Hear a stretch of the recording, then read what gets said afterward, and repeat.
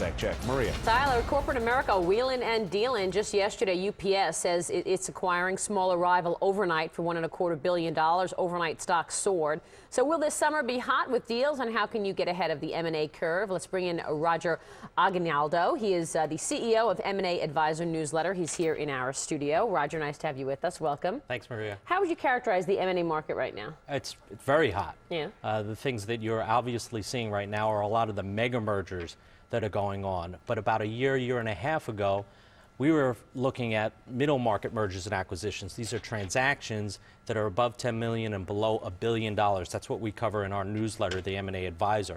And we look at the trends that are going on in those smaller deals, because in the smaller deals, it'll give you an indication of what will happen in the bigger deals. Now, when you're looking at these smaller deals, you're seeing a big interest from private equity, right? And yes. we're seeing them really active lately. How come? Well, private equity companies, they're in the business to invest money.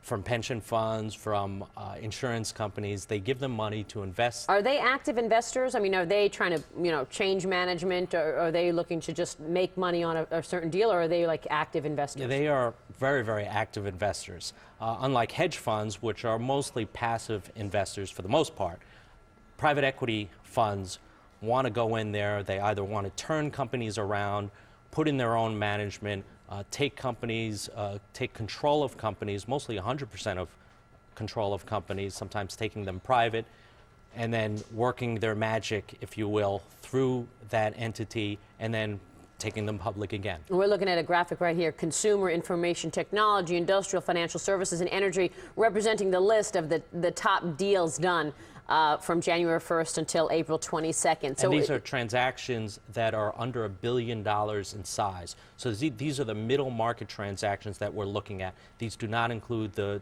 transactions above $1 billion.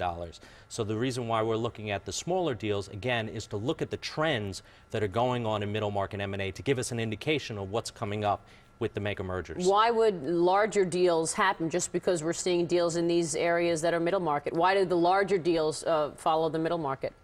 The larger deals, what we believe is that the larger deals follow the middle market because what is an investment in a company? It's 100% investment in a stock, in a merger or an acquisition.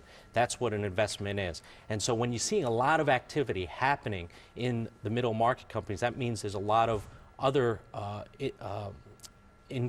interest in some of those companies on the larger transactions too. Let's take a look at some specific names that I know you have your list, that you have your own expectations about. You are expecting that group we just saw on the screen to see further deal making in that middle market area. Do you have specific names that you feel are ripe for a possible combination? We do have specific names, but I do want to caution people that you don't want to just invest in a company because you think it's an acquisition target.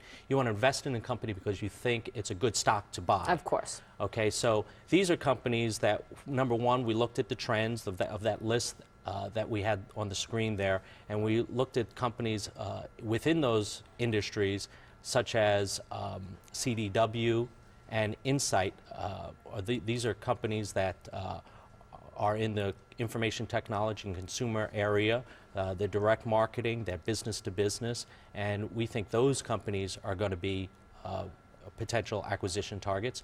And we also think another company, J.H. Harlan, ticker symbol JH, is a company that is potentially a good company because it not only has good management, but because it's a potential good acquisition target for people or for a company looking to invest in more business-to-business types of things. All right, we'll leave it there, business to business. Roger, thanks so much. We appreciate it. Thanks, Roger Maria. Aguinaldo in the studio. He is of M&A Advisor newsletter. Tyler? All right, Maria, 28 minutes of trading time left to go. The Dow stretching out like a horse, coming down the home stretch, up 59 points right now. NASDAQ back above 2,000. On the heels, on the back, I should say, of a 7-point gain. When the closing bell comes right back, the new oil debate, when will those stocks start making a comeback after hitting 3-month lows?